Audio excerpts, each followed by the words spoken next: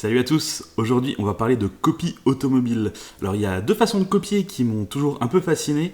C'est d'un côté les jeux vidéo, notamment avec GTA V, c'est l'exemple que j'ai choisi parce que j'y ai beaucoup joué et que je connais très bien les voitures qui s'y trouvent. Et l'autre exemple, c'est les Chinois qui ont toujours beaucoup copié l'automobile et ça ne semble absolument pas poser problème dans leur culture, donc on va en parler. Bon, ils copient tous les deux d'une façon complètement différente parce qu'ils n'ont pas les mêmes buts ni les mêmes contraintes. Par exemple, la Chine va copier plutôt pour récupérer l'image de marque, mais également pour économiser sur le design. La réflexion, c'est là, ça existe déjà, c'est beau, et bah autant reprendre le même esthétique et pas s'embêter avec des designers, parce que le designer ça peut être très chiant, j'en sais quelque chose. Le gros problème pour la Chine, ça va être le côté technique. Ils veulent copier au mieux, mais n'ont pas forcément la technique ou le budget. Tout du moins, le prix final qu'ils se fixent n'est pas forcément en adéquation avec les finitions qu'ils aimeraient obtenir. Bon, pour GTA, le problème est tout autre. Là, c'est virtuel, donc on pourrait avoir des copies exactes des voitures qui sont dans le monde réel. Bon, GTA n'a pas forcément la meilleure réputation, on connaît les histoires antérieures, donc ça doit pas être très simple pour eux d'obtenir des licences des marques, et de toute façon, je pense que ça les intéresse pas, parce que le fait de ne pas avoir de licence les laisse complètement libres sur leur choix artistique. Certaines marques n'auraient sûrement pas accepté que leur voiture soit utilisée dans telle ou telle mission où on doit tuer quelqu'un, ou peut-être la voiture est utilisée d'une certaine façon qui ne leur plaît pas, ou alors peut-être que des modifications chez LS Custom auraient été extrêmement limitées. Et puis le but de GTA, ça n'a jamais été de copier le monde réel tel qu'il est exactement, mais plutôt de le parodier. Et d'ailleurs on s'en rend bien compte de leur copie de véhicule, puisque chaque copie est quand même une parodie du modèle original. On sent même dans le nom des véhicules, on le verra plus tard dans la vidéo, que c'est toujours vraiment une parodie de la réalité. Bref, ils ont préféré prendre aucune licence et vraiment je pense qu'ils ont bien fait. Bon, par contre ça peut poser des problèmes légaux pour GTA. Par exemple, eux leur but ça va vraiment être de copier l'esprit général de la marque sans prendre de signes trop évidents. En fait c'est presque la réflexion inverse de ce que font les Chinois et c'est pour ça que la comparaison devient intéressante. Bon, je vous propose de commencer par un exemple de copie assez connu, les copies de Land Rover. Alors c'est un exemple assez connu puisqu'il y a récemment eu une photo qui a fait le tour du web où un Evoque a un accrochage avec sa copie parfaite, le Landwind X7. Alors on est ici sur une copie très réussie et très fidèle de l'Evoque, autant dans l'esthétique générale que dans ses dimensions. Il est pourtant 2 fois moins cher, un peu plus de 15 000 € pour un Landwind X7 alors que le prix de base d'un Evoque est de 37 000 €. Il est équipé d'un 2 litres turbo, 190 chevaux, une boîte manuelle 6 vitesses ou alors une automatique 8 rapports. Bon alors c'est déjà pas mal, mais c'est pas fini, l'intérieur est très propre également. Il s'offre même le luxe d'avoir un écran plus grand et mieux intégré que dans l'Evoque. En tant que designer, je vois exactement comment ça s'est passé ici. À la base, ils voulaient partir sur une copie conforme de l'intérieur de l'Evoque. Il y a des indices qui ne trompent pas, l'emplacement de certaines commandes, les lignes générales du tunnel. Puis ils se sont rendus compte que le système multimédia rentrerait pas. Donc ils ont tout agrandi, pareil pour la commande de clim qui est un peu trop large. Finalement on se retrouve avec un intérieur qui a beaucoup moins de personnalité que l'Evoque. C'est un intérieur asiatique comme on peut en trouver un peu partout chez les marques généralistes. Dans le monde de GTA, on a préféré copier le grand frère, le Range Rover Sport. Et ici il s'appelle le Gallivant Bowler. Il est assez fidèle à l'original dans ses dimensions, il y a juste cette bande qui n'existe pas sur l'original. En fait elle vient d'un Range Rover normal et a simplement été inversée. Ça donne encore plus une identité Range Rover et c'était plutôt bien joué de la part de GTA car ça vient symboliser cette ligne de style présente sur le Sport sans être trop flag. Alors la copie de GTA est très bien faite, mais là je pense que je dois mettre le point aux Chinois parce que leur copie Landwind X7 de l'Evoque est vraiment trop bien faite quoi.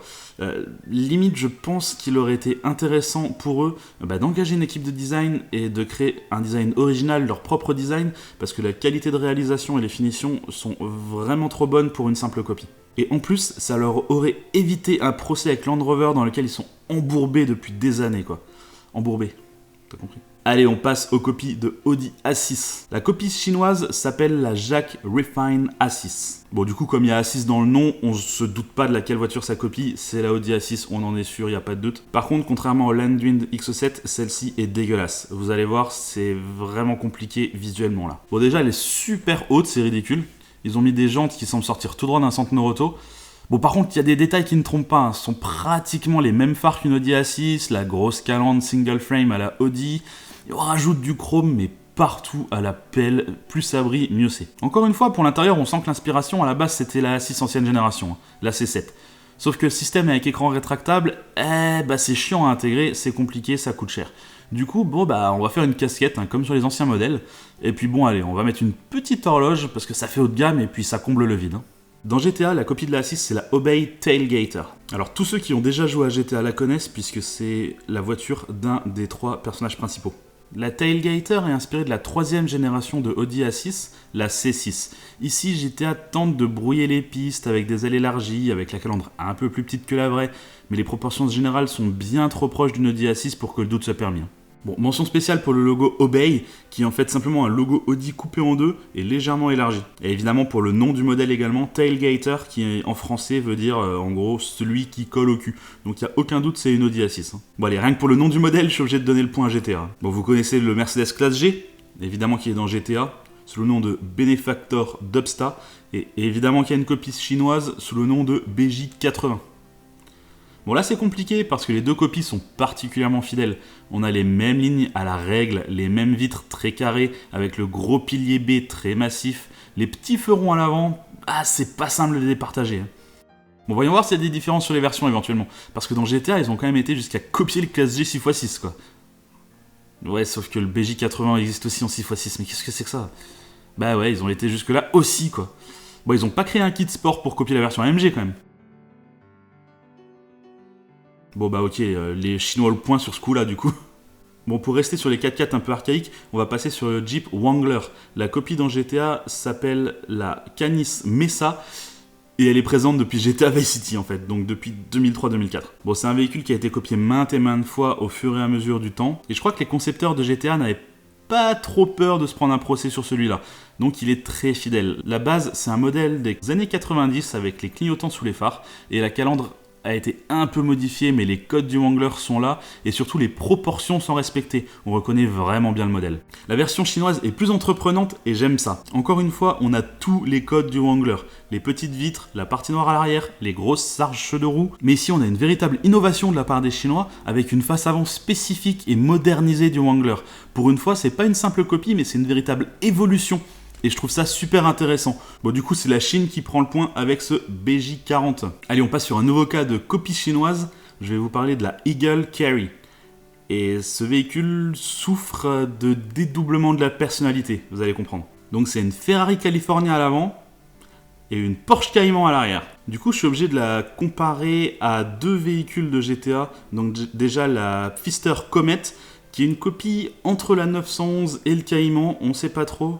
Et également la Grotti Carbonizzare, qui elle est une Ferrari cabriolet qui ressemble beaucoup à une California, donc on va partir du principe que c'est une California. Bon, le souci de ces 2 copies, c'est qu'elles sont pas fidèles non plus, quoi, en fait. La Comet, on reconnaît bien que c'est une Porsche, mais tous les signes distinctifs sont pas là. On sent qu'il y avait vraiment une crainte de GTA à ce niveau-là. C'est une copie qui est vraiment pas fidèle.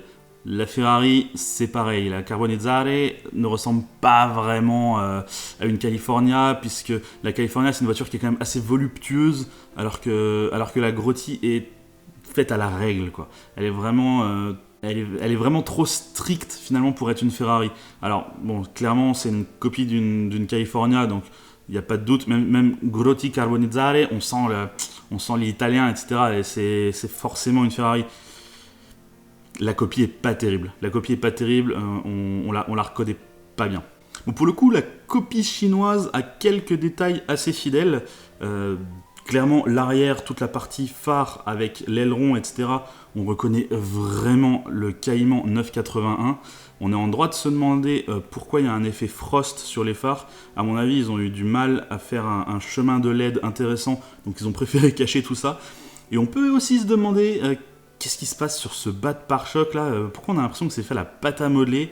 On sent qu'ils voulaient vraiment copier les phares et l'aileron. Le reste, on s'en fout. Puis à l'avant, j'ai dit que ça copiait une Ferrari California. C'était un peu pour me faciliter les choses, parce que j'avais la voiture de GTA en face. En réalité, ça copie juste le style Ferrari. Je veux dire, ça pourrait très bien être une F12, ça pourrait limite être une FF. Je veux dire, on a juste cette grande grille à la Ferrari avec les phares à la Ferrari. Bon, de toute façon, c'est une voiture qui reste à l'état de concept. J'ai trouvé aucune autre photo.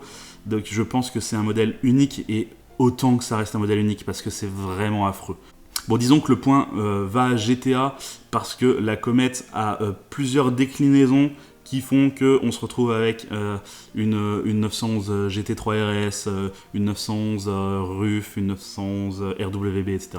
Donc à la limite, il y a des choses intéressantes qui se passent chez GTA, et la copie chinoise est un modèle unique, donc voilà, le point va à GTA. Bon, on a eu 5 exemples plutôt intéressants, je pense que c'est pas la peine d'aller plus loin, on se rend compte un petit peu de comment les voitures sont copiées dans GTA et comment les voitures sont copiées en Chine. Clairement, elles sont pas copiées de la même façon, et heureusement, parce que les Chinois, leur but, c'est quand même de faire des vraies voitures dans la vraie vie, c'est pas une parodie. Je voudrais quand même souligner que le marché chinois automobile, c'est pas uniquement de la copie. Il y a plein de voitures originales et il y a plein de bonnes voitures. Et je pense qu'il serait super intéressant de découvrir un petit peu ce marché de l'automobile chinois.